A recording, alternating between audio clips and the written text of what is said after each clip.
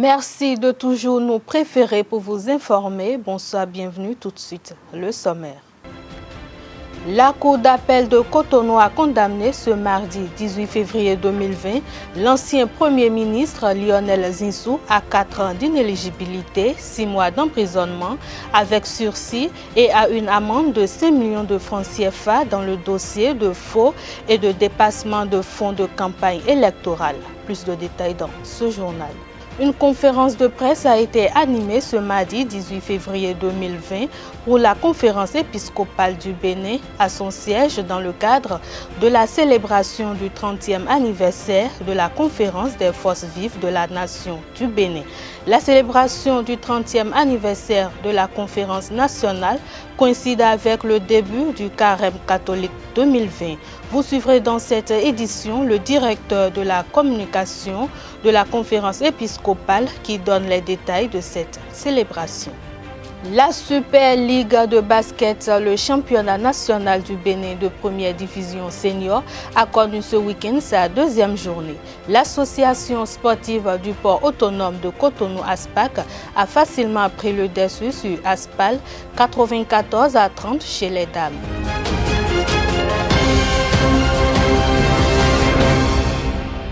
À nouveau, bonsoir. La Cour d'appel de Cotonou a rendu ce mardi 18 février 2020 son verdict dans le dossier de faux et de dépassement de fonds de campagne électorale. La Cour a condamné l'ancien Premier ministre Lionel Zinsou à 4 ans d'inéligibilité, 6 mois d'emprisonnement avec sursis et à une amende de 5 millions de francs CFA. Les juges ont estimé que le chef d'accusation de faux et usage de faux n'est pas constitué. La Cour d'appel présidée par le juge Justin Benametor a reconnu Lionel Zinsou coupable pour le chef d'accusation de dépassement de fonds de campagne électorale lors de l'élection présidentielle de 2016. Condamné par le tribunal de première instance de Cotonou à 5 ans d'inéligibilité aux élections en République du Bénin et à une amende de 50 millions de francs CFA, la Cour d'appel a réduit la peine d'inéligibilité à 4 ans et l'amende à 5 millions de francs CFA. Avec ce verdict de la Cour d'appel, l'ancien Premier ministre de Boniaï ne pourra pas se présenter à la présidentielle de 2021. Lionel Zinsou a désormais une dernière option, celle de saisir la Cour de cassation. Février 1990, février 2020, la conférence des forces vives de la nation du Bénin a 30 ans.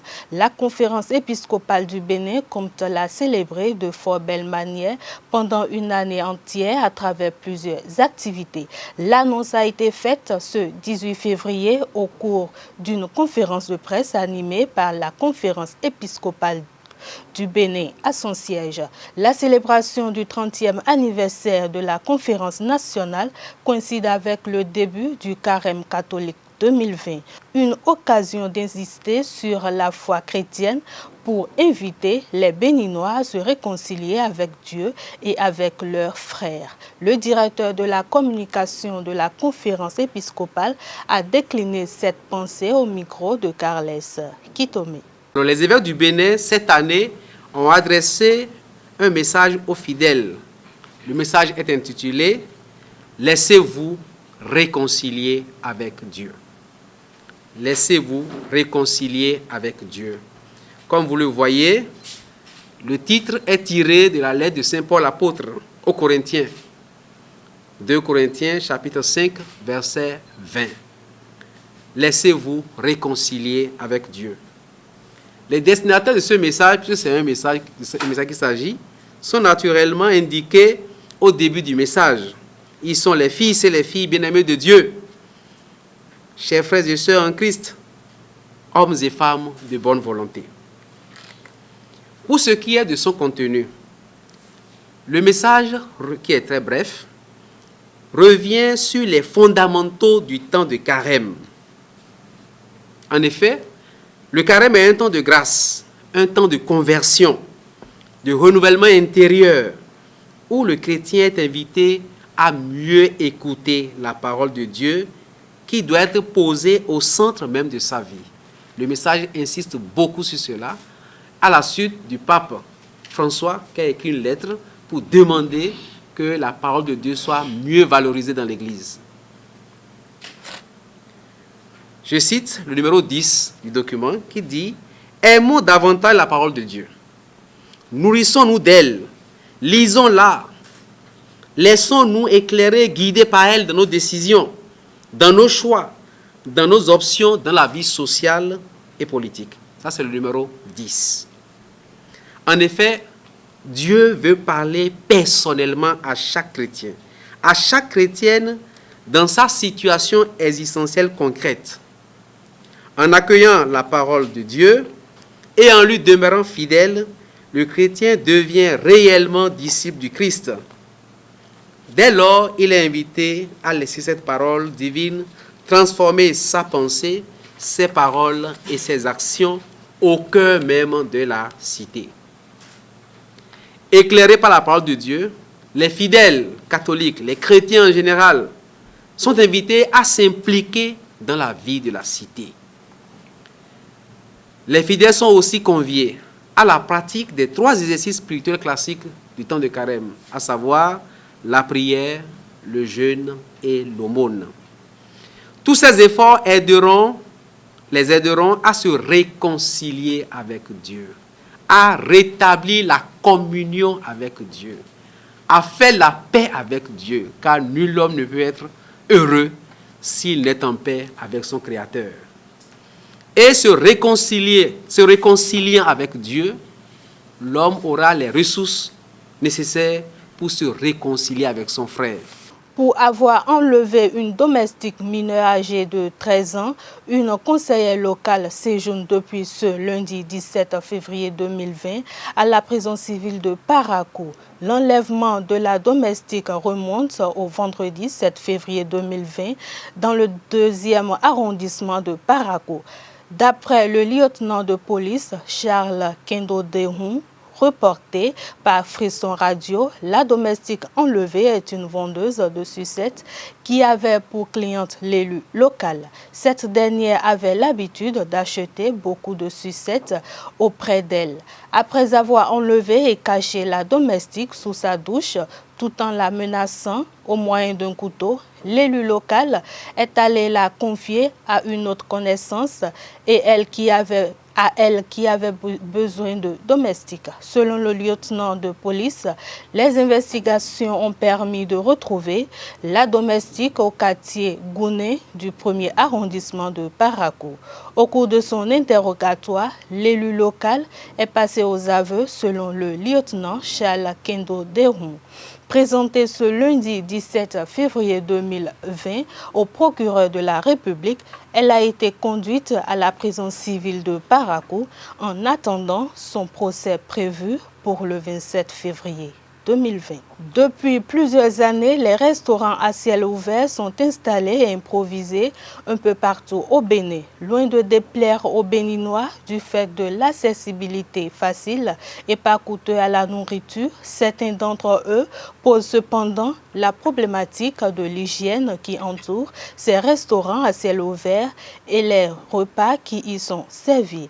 À travers cette interview réalisée par Anita Makos et Jeff Tehongue, suivez la substance de leurs opinions. Les restaurants assez ouverts, bon, ça nous aide Et nous, les gens qui n'ont pas les moyens pour aller dans les grands restaurants. Les mamans qui ne peuvent pas, bon, comme les mamans n'ont pas de moyens pour ouvrir des grands restaurants, ça les aide aussi économiquement pour trouver de l'argent pour nourrir leurs petites familles, quoi. Les restaurants assez ouverts, ça nous aide surtout nos mamans qui n'ont pas les moyens d'aller chez dans les grands restaurants pour manger. Les restaurants assez ouverts, bon, c'est un restaurant qui est très économisé pour nous, les populations qui n'ont pas les moyens de vivre. Mais en fait, la nourriture aussi, c'est bon quand même. Normalement, si on a des moyens, on devrait manger dans des bons restaurants. Mais du fait que tout le monde n'a pas les moyens, on se permet de manger là en attendant que ça change, quoi. J'ai été intoxiqué par ces bonnes dames-là. J'ai été à l'hôpital et le médecin m'a conseillé de ne plus manger dans ces genres de restaurants. Que si je peux préparer à la maison et manger, ou bien, en tout cas, c'est ce qu'il m'a dit quand même. En fait, je dirais que ces restaurants nous aident à mieux nous nourrir. Ceux qui n'ont pas, en fait, les parents ont bien quelque chose à main. Il se pourrait que la propriété est un peu mal gérée. C'est ça le mal de ces restaurants seulement. Il est nécessaire, voire obligatoire, que tout initié au FA ait son Agbanoukoin, c'est-à-dire son Falegba, d'ici Sa Majesté, Da Somadjeroueni, phytothérapeute et prêtre du Fa. Pour lui, il serait méchant, voire suicidaire, que le prêtre de Fa n'érige pas le Fa, Legba à son initié, car ce serait comme doter une femme sans lui trouver un mari. Pour plus de détails, suivons Da Somadjeroueni, prêtre du Fa, au micro de Jacques Maouillon d'Almeida.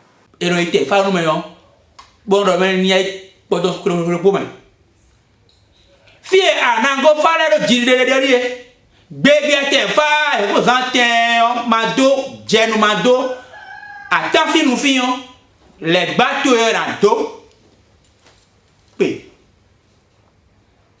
agba nous les bateaux et dans deux pédos le monde a deux polarités, le yin et le yang.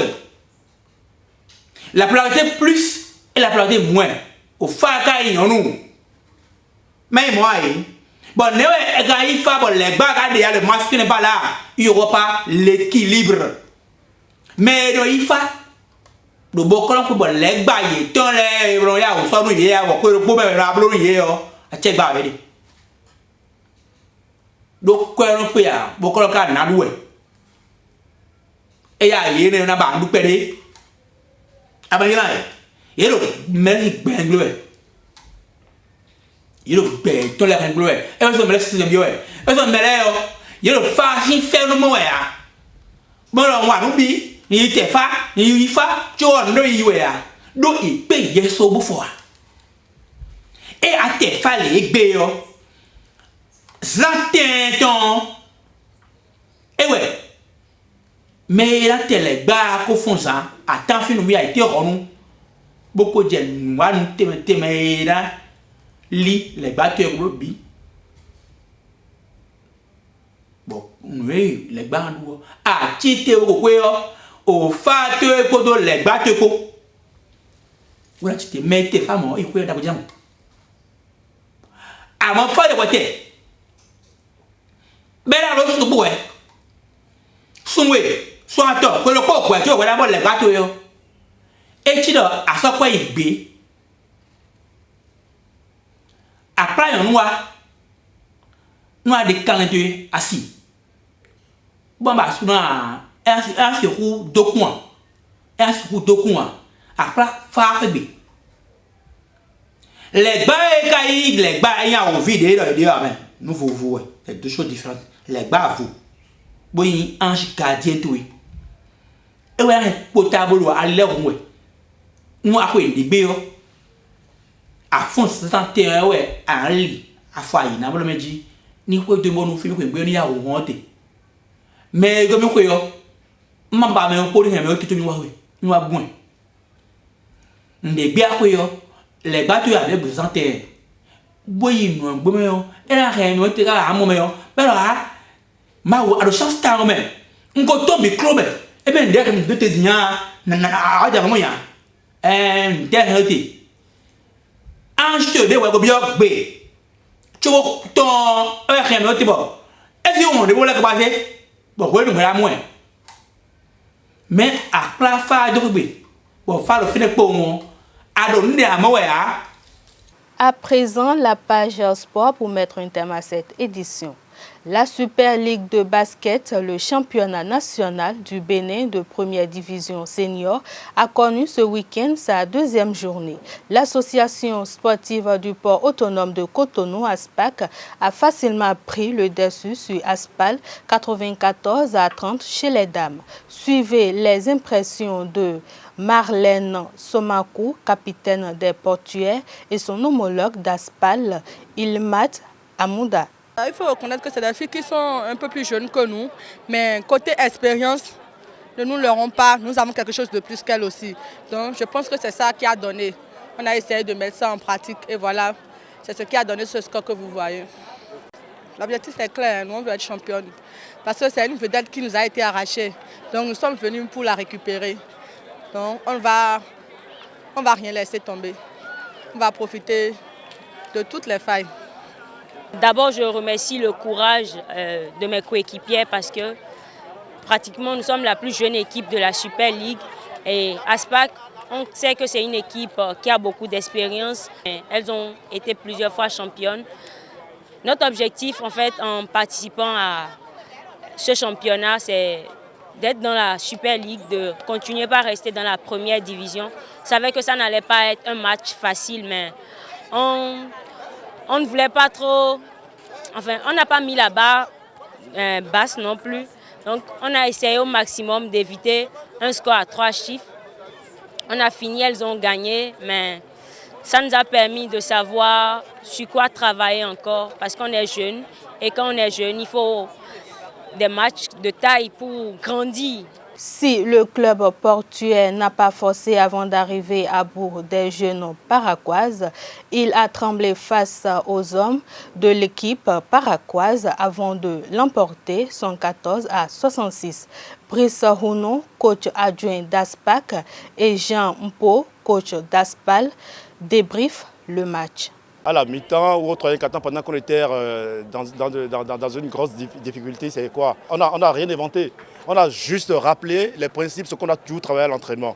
D'accord? C'est vrai que la température, le climat ici à Parakou a beaucoup joué. Si vous ne respirez pas bien, vous ne pouvez rien exécuter de ce que le coach vous demande. Et en ce sens-là, je vais d'abord remercier les joueurs d'avoir fourni assez d'efforts, d'avoir surpassé quand même les difficultés de climat qu'on a eu ici, quand même pour pouvoir avoir le meilleur sur l'adversaire ce soir. Donc c'est un adversaire qui nous a peut-être mettre la puce à l'oreille, comme quoi les grandes compétitions, on devrait quand même venir les préparer à Parakou pour avoir quand même préparer l'équipe à toutes les difficultés respiratoires qu'on puisse avoir dans le monde entier. Tout à l'heure, on m'a demandé de donner ses impressions ailleurs. J'ai dit qu'il n'y a pas eu de défaite honorable. On a perdu, certes, les armes à la main et on va continuer par travailler pour que les fois à venir, qu'on fasse mieux. Les 16 équipes nationales qualifiées pour le championnat d'Afrique des Nations CHAN Cameroun 2020 connaissent leur sort depuis ce lundi soir. Le pays hôte va évoluer dans le groupe A en compagnie du Mali, du Burkina Faso et du Zimbabwe. Dans la poule B, la Libye va s'opposer à la République démocratique du Congo, le Congo-Brazzaville et le Niger. On retrouve le champion en titre, le Maroc, dans le groupe C, aux côtés du Rwanda, de l'Ouganda et du Togo. Enfin, dans la poule D, vont s'affronter la Zambie, la Guinée, la Namibie et la Tanzanie. Le match d'ouverture de la 6e édition du CHAN va mettre aux prises le Cameroun avec le Zimbabwe le 4 avril prochain. Pour rappel, le championnat d'Afrique des Nations CHAN est une compétition réservée strictement aux joueurs évoluant dans les championnats nationaux des pays participants. Ce journal a été préparé par l'ensemble de la rédaction. Merci à toute l'équipe technique. Rendez-vous demain pour une nouvelle édition de l'information sur les www.ezeutv.bj. Bonsoir.